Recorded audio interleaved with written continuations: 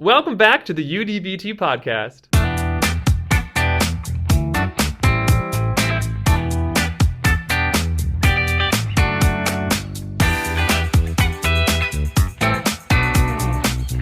Today, we are wrapping up our final subcategory in UDVT action and expression with our very last action in the singer cue, I progress like this. And we have with us today none other than the voice teacher, Dan Johnson Wilmot. We're so thankful to have you on the show today. Thanks, voice teacher Adam. It's really great to be here. Singers and teachers around the world are raving about you. We know you're such a popular and influential teacher. That's why we've been trying to get you on the podcast for weeks now. I'm happy to be here.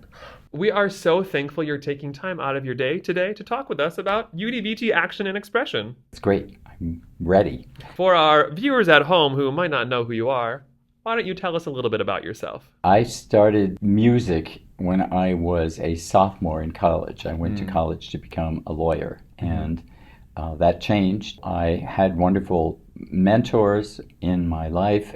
I started to sing, be a choral director, choral, opera, and solo singing. I've been teaching here at Viterbo for 51 years. I ended my 51st year. I specialize in undergraduate singers. Without any further ado, voice teacher Dan, let's dive into some viewer questions. Okay, great. This question comes to us from Emily in Colorado. Thank you, Emily. How do you present opportunities for the singers you work with to monitor their progress? Well, that's one of the most important things, I think, in the voice studio. Right. I routinely ask students from lesson to lesson what their takeaway was from the previous lesson. That I taught some specific piece of information to them, or something about their performance, something about vocal technique, something about vocalizing. And then when I ask them and they give me a different answer than mine, then that leads to another question. Sometimes I find out they misunderstood, or that they picked that one thing out that was related to the big item, but they didn't understand the big item. Yeah. Other ways of finding that out are having students audition off campus. I find off-campus auditions are more telling than on campus. They are known quantities here on campus, and off campus they're not. You find out things from that. You find out things at juries. You find out things weekly at studio class. Right. So I think that those are all methods they can see their progress or monitor where they're going. Now, what do you think progression looks like for a singer? One hopes that singers progress. Each student progresses at their own rate. You have to convince people that they are on their own little timeline, and that they're not going to be on a timeline someone else That's is. Great. Yeah. I found that you can compliment students over and over and over again and congratulate them on making progress, but if they don't believe it, they're not going to buy into it. Once they realize what they can do, suddenly they're a totally different performer. Now, this next question is coming to us from Catherine in Indiana. Thank you, Catherine. How do you support the singers you work with to become strategic and goal-oriented? I usually ask them, well, what do you want to accomplish this semester? To find out what they're interested in really helps you set the goals together. Right. It's a collaboration. It's not a teacher say, student do. This is different from when I first started teaching. We need to be more collaborative, and I think it works better. And it's good in lessons to ask students what their goal was, even in a lesson. Well, what do you want to accomplish today?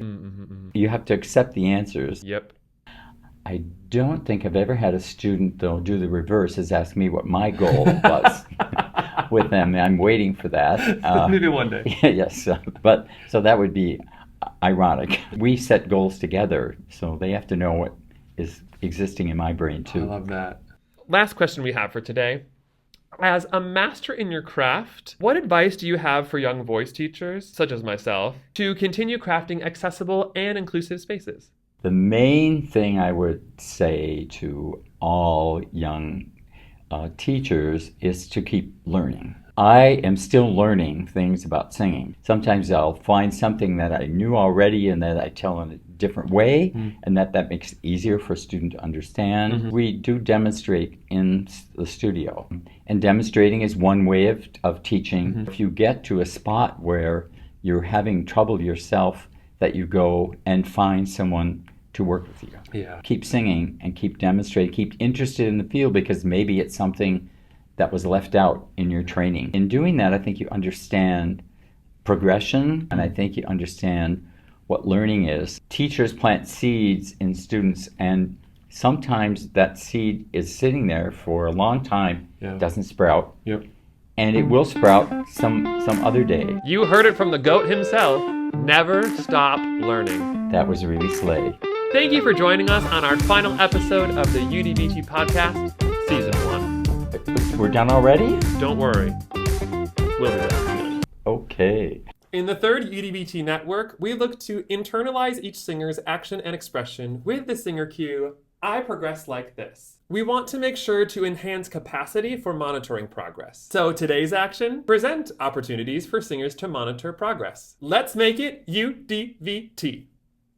You did it! You've made it through the third UDVT network, Action and Expression, supporting strategic and goal-oriented singers.